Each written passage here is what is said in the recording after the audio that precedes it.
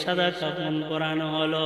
সাদা কাফন পরায়া যখন রাখা হইল, উপরে চাদর দেওয়া হয়ে গেল। উপরে চাদর দেওয়ার সময় যখন হয়ে গেল, আমার মা, আমার আত্মীয় স্বজন, আমরা সবাই যখন কাঁধে করিয়া মায়ের লয়া কবরের দিকে যাই। এ বাজার, দুনিয়ার জমিনে মারে কাঁধে নেওয়ার, বাবারে কাঁধে নেওয়ার মতো কষ্ট ওজন আছে নাকি? এর চাইতে আরো ওজন কিছু আছে নাকি? এর চাইতে আর কোনো ওজন নাই। মারে যারা কাঁধে লইছেন এরা বুঝেন মা হারার বেদনা কতটুকু।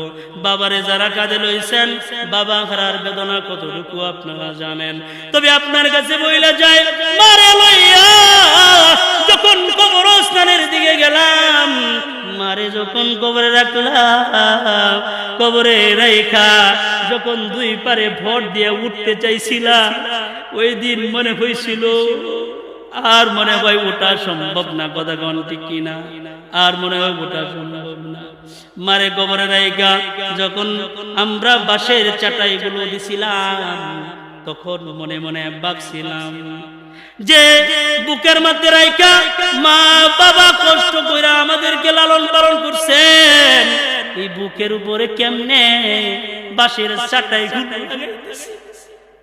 যে মা বুকের ভিতরে জড়ায়া রইয়া সারা রাত কাটাইছে, এই মায়ের বুকের উপরে কেমনে মাটিগুলো চাপায়া দিব ভাবতেছিলাম। ওই মায়ের কবরের মধ্যে মাটি দেওয়া সম্ভব না। এই মা সারাটা জিন্দেগি, এই বাবা সারাটা জিন্দেগি কাটাইয়া দিছে। কতবার করতো মায়ে বুকে তেলো ইয়া, আজ বুঝি মারাই খা গেল কান্দিবার লাগিয়া। কথা বলেন ঠিক কিনা? এই মা বুকের উপরে বাঁশের চাটা দিতে কবরে বাণীগুলো দিছে। আমাদের মধ্যে যাদের মারে কবরে রাখছে, যাদের বাবারে কবরের মধ্যে রাখছেন, চোখের পানিটা জোর জোর করে পালায়া দেন। মনে কয় আপনাদের এই চোখের পানির বিনিময়ে মা বাবার কবরে আযাব থাকলে আল্লাহ মাফ করে দিবে। এ বাজান, কার কার মা নাই? হাত তুলে দেখান কার কার মা নাই। আরে কলিজার টুকরো মারাইছি, হাত নামান। কার কার বাবা নাই? হাত তুলেন। কার কার বাবা নাই?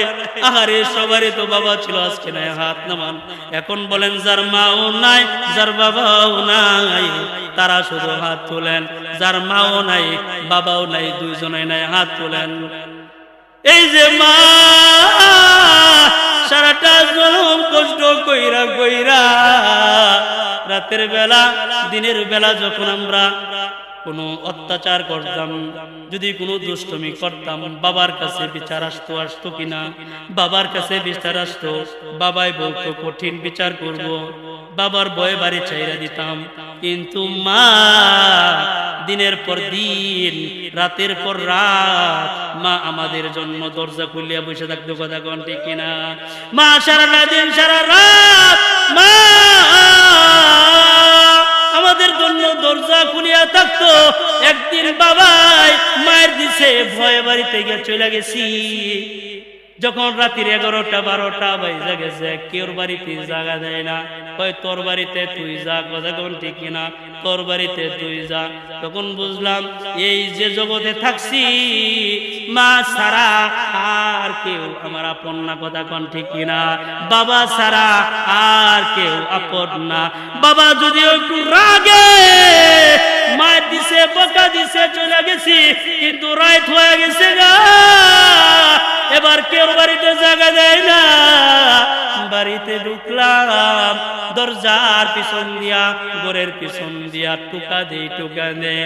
টোকা দিলে বাবা কয় কিরে টোকা দেয়? মা কয় এটা দুষ্ট বিড়াল। সুবহানাল্লাহ কয়। মা কয় এটা দুষ্ট বিড়াল। বাবাই কয় রে দৌড়ান দিতার না, কয় এটারে দৌড়ান দিলেও এটা দৌড়ায় যায় না। আল্লাহু আকবার বলেন। এইটারে দৌড়াইলেও দৌড়ায় যায় না। কয় স্বামী তুমি ঘুমায়া যাও, আমি ঘুমাইব না। কই কেন ঘুমাইব না? কেন ঘুমাইব না? কই আমি এই জন্য ঘুমাইব না, টানে কারে বাইরে রাখছে, কথা কোন ঠিক কিনা? বাবা ঘুমায় গেলে মা জনম দুঃখনি, বাবা ঘুমায় গেলে দরজাটা খুলিয়া দেয়, খুলিয়া দিয়া আদরের সন্তানকে বুকে জড়ায় নেয়, কথা বলেন ঠিক কিনা? খানাটা সামনে দিয়া দেয়। আজকে খানা দেবারও কেউ নাই, মহব্বত করনেওয়ালা কেউ নাই, নাম ধইরা ডাকারও আমাদের কেউ নাই। এ আব্বা আম্মা যাদের অন্ধকার কবরে চলে গেছে, যাদের বাবা কবরে চলে গেছে, আমি আল্লাহর কোরআন কইল 30 পারা